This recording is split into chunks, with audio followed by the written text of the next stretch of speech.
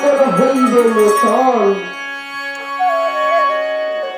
ও শশী, ও শশী, তুমি শুনিও মা, তোমার এই পুত্রের যদি দেহ থেকে যদি তুমি এই যে পাপ মোচন করিতে হয়, তাহলে তাকে নবলক্ষ যজ্ঞ, তোমাকে নবলক্ষ যজ্ঞ করতে হবে।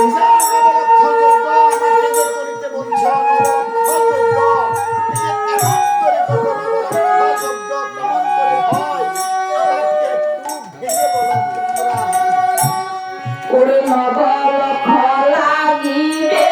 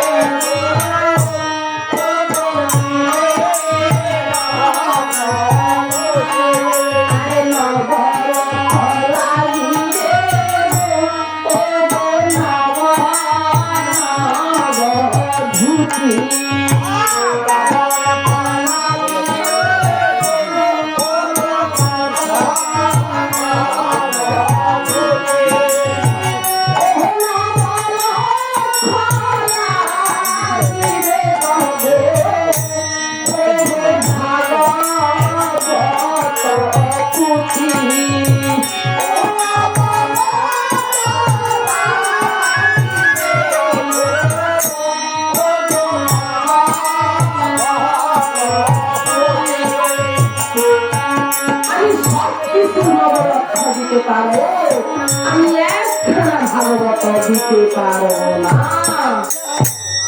তুমি বলছো এই যে কেন তুমি ভাগবত দিতে পারবে না? এই যে ভাগবতে সেইখানে কিন্তু কৃষ্ণ নাম লেখা আছে, আর সে ভাগবত তুমি কেন দিতে পারবে না? যে ব্রাহ্মণ সকল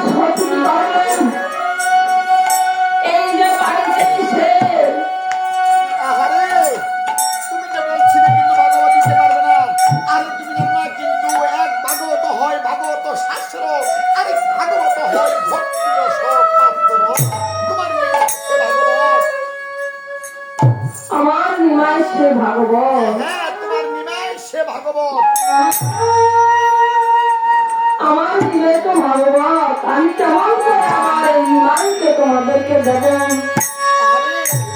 আরে আমার দেরিতে হবে না, এই যে কিন্তু যজ্ঞে লাগবে তোমার নিমাই, সে ভাগবত লাগবে সেখানে, এই যে সে মহাপ্রভু যুদ্ধে, তাহলে যজ্ঞ সেখানে সাফল্য হবে। আর এদিকে ব্রাহ্মণ সকলের ফাঁকিয়ে এই কার্য করলেন। সচিমাতা এই যে নবলক্ষ যজ্ঞের আয়োজন করলেন, এই যে নবলক্ষ যজ্ঞের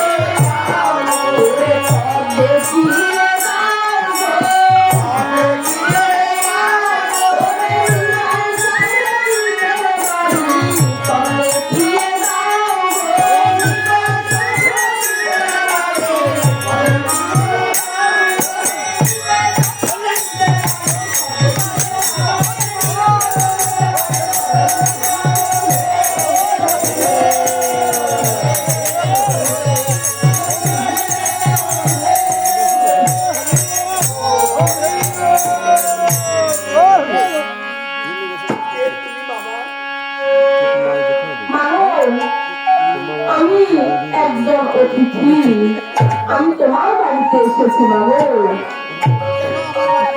আমি গতক্ষণ আরে স্থান তো পাবে না, এই বাড়ি অতিথি এলে স্থান তো পাবে না, এই বাড়ি অতিথি এলে স্থান তো পাবে না, এই বাড়ি অতিথি এলে স্থান তো পাবে না, এই বাড়ি অতিথি এলে স্থান তো পাবে না, স্থান তো পাবে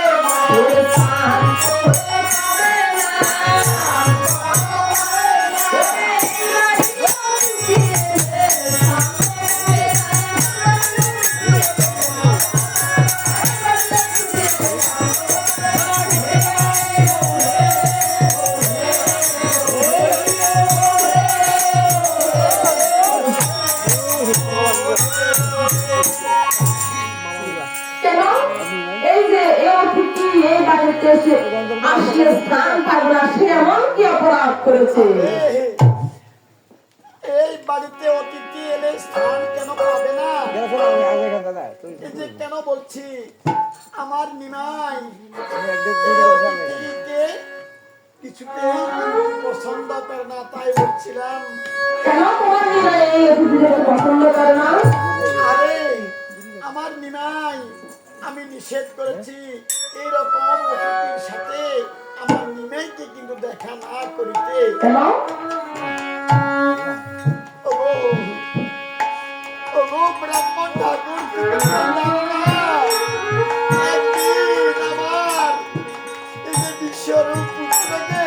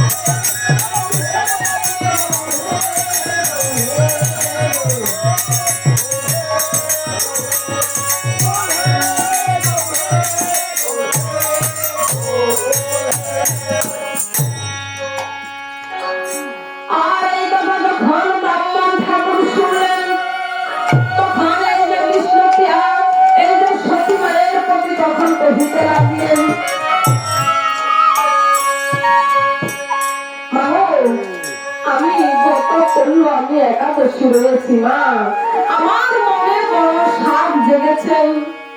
এই যে তোমার এই যে বিষ্ণুপ্রিয়ার হাতে আমি পালন করবো। আচ্ছা